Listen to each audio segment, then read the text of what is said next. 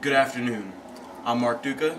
This is Artie Sanani, Mike the Beard Kalachi, and Greg Gallius.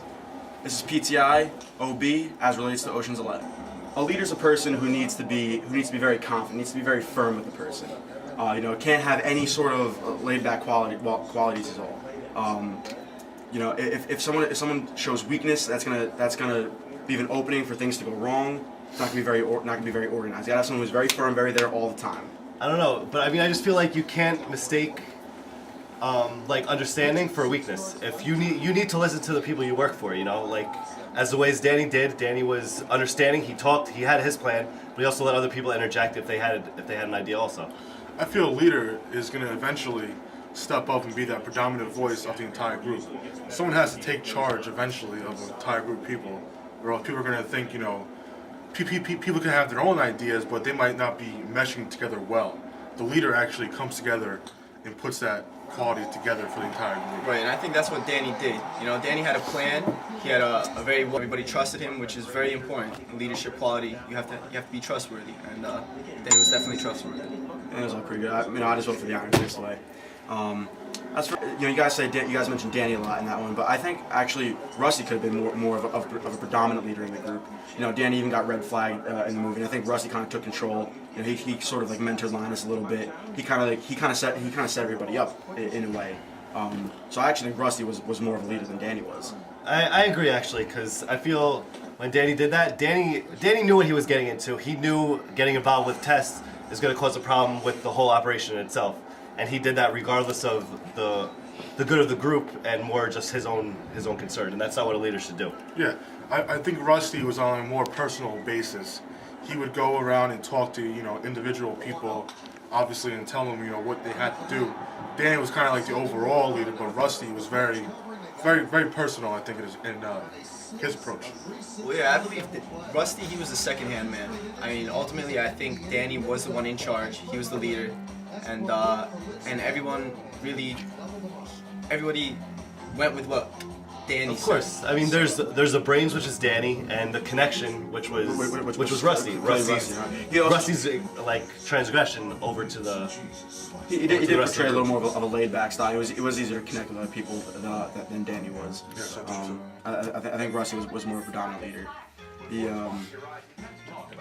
Any other people in the group? Who else could have been a leader in that group? You think anybody else could have risen up to the challenge of taking over a role that Rusty or Danny could have?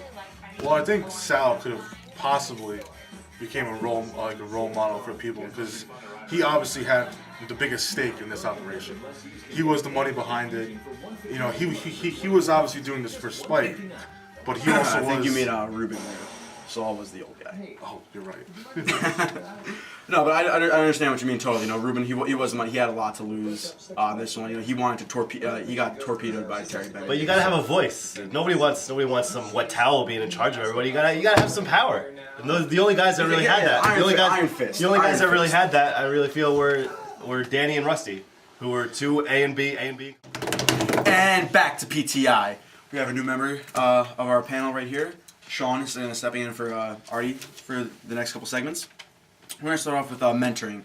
Mentoring, the Greeks used it as a person who was more experienced, more of like an old sage who's been through it all, and to just show experience to the next person on. In this movie, clearly Linus is the person who's going to be the new mentor.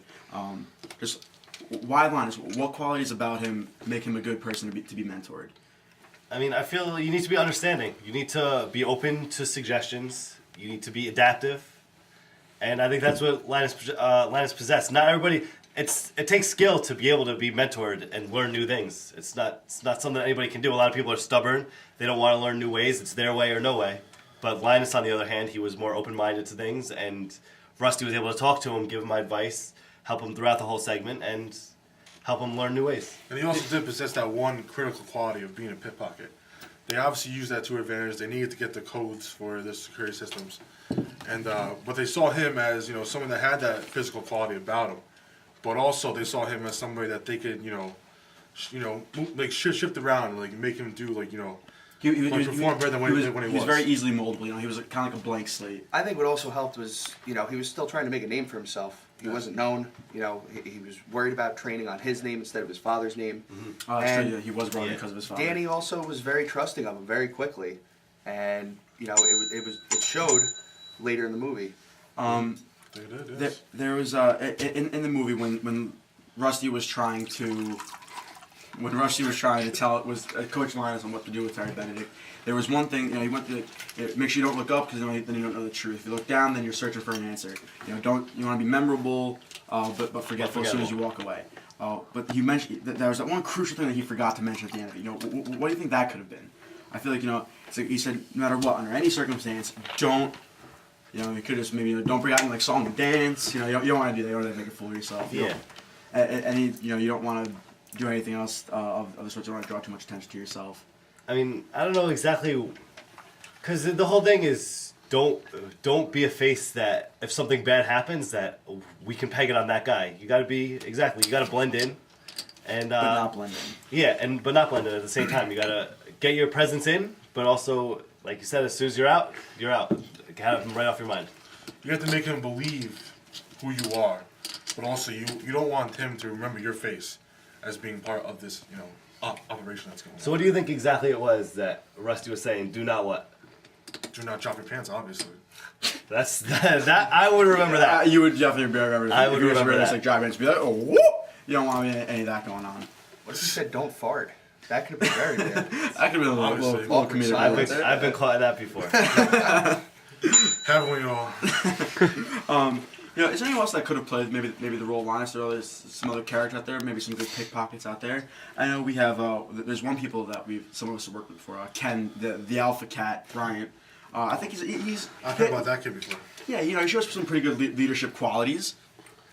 I think he could maybe be able to be moldable, maybe be able to be mentored a little bit. I mean, I worked with him on a project recently, and I felt just that his managerial skills, like he just didn't possess certain skills that made you want to work for him. He was very, like, closed-minded. It was his way or no way, and if it wasn't his way, then it wasn't the right way. He's and all I like feel no like work, you know. if you're a mentor, you can't do that. You need to you still have to be open to who you're teaching. He has ideas too, you know. I mean, you're obviously mentoring a guy you think can fill the role, so he has to possess some qualities that you feel can move up with it. I think, if anything, Ken needs to be mentored in how to phrase questions because he just starts throwing a bunch of words together and it looks really silly. Yeah. It does. He It's happened to all of us. He does talk. He does talk a lot. It's happened to all of us.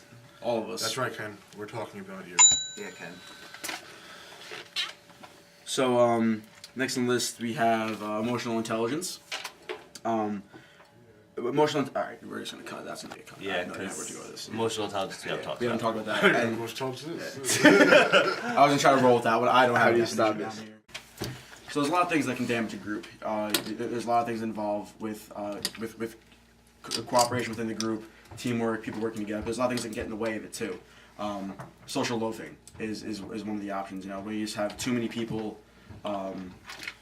There's a lot of people in the group, and You know, I mean, I feel same way with a herd of buffalo is as fast as the slowest buffalo.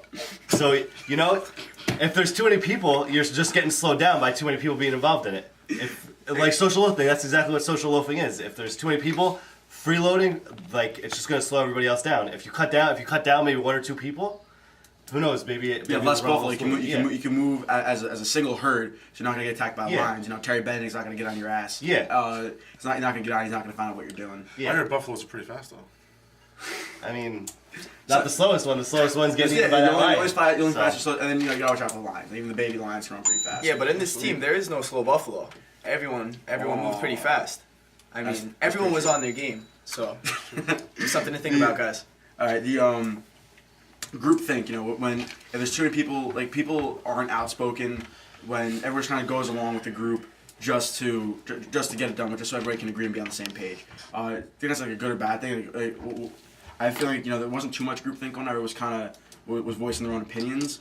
However, it's kind of like look back to the buffalo example. You'll follow the main buffalo, but you run into a river and the lions jump on you and you're dead. Yeah. I think in that you can lose a lot of good ideas, but also if everybody had their own ideas, it would cause a lot of confusion. But there's I a think. difference between somebody stepping in for one topic as opposed to somebody stepping in for $160 million.